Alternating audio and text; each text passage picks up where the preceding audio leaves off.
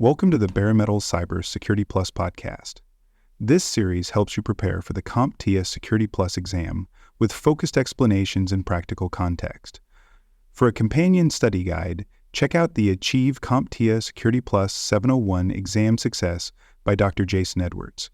It is the most concise and complete Security Plus guide on the market, built for busy professionals who want to pass the exam fast and on their first try. You can find this book and others at cyberauthor.me. In this episode, we are going to talk about one of the most mission-critical goals in cybersecurity and systems design: high availability and system resilience. Whether you are protecting a public-facing website, a cloud-hosted database, or an internal application that employees rely on, your job is to make sure systems stay online even when something goes wrong. For the Security Plus exam, understanding how to keep services available and responsive is just as important as knowing how to protect them from attacks. Let us begin with high availability. At its core, high availability means that a system continues functioning with minimal downtime, even during failures or disruptions.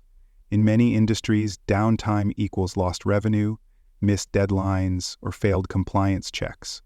For example, if an online banking system goes offline, for even 1 hour, it can cause major customer frustration and trigger a regulatory fine. High availability is not just about uptime numbers. It is about ensuring continuous service delivery and business continuity. To achieve high availability, organizations use techniques such as redundancy and automated failover. Redundancy means having backup systems or components that can take over instantly when a failure occurs.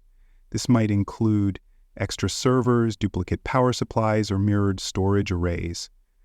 Automated failover is the process of detecting a failure and switching to the backup system without manual intervention. For example, if one web server crashes, traffic is immediately redirected to another server in the pool. These mechanisms allow services to recover quickly and maintain operation without noticeable interruption to users.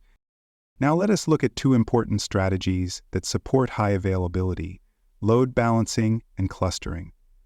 Load balancing is a technique used to distribute traffic evenly across multiple servers.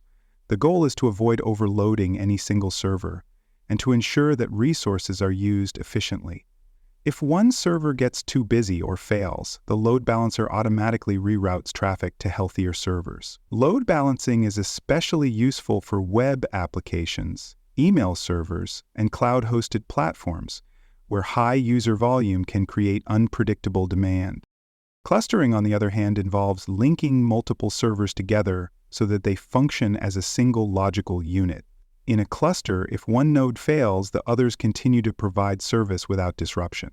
Clustering is commonly used in database systems and high-performance computing environments. It allows for shared processing and can even support workload migration. While load balancing focuses on spreading traffic, clustering focuses on seamless failover and shared workload handling. The key difference is that load balancing spreads out incoming requests to improve performance and availability, while clustering creates a tightly integrated group of systems that can take over each other's tasks.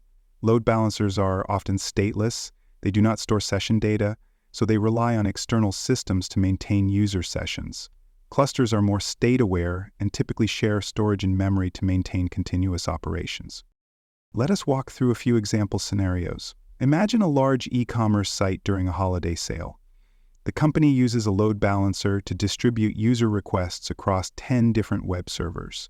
If one server becomes unresponsive, the load balancer removes it from rotation and keeps users connected through the remaining servers. Customers experience no downtime, and the system automatically restores full capacity when the failed server is repaired. Now picture a hospital's electronic health records system. It runs on a clustered database setup where 3 servers are linked. If one server experiences a hardware failure, the cluster automatically redistributes the data and keeps the system running.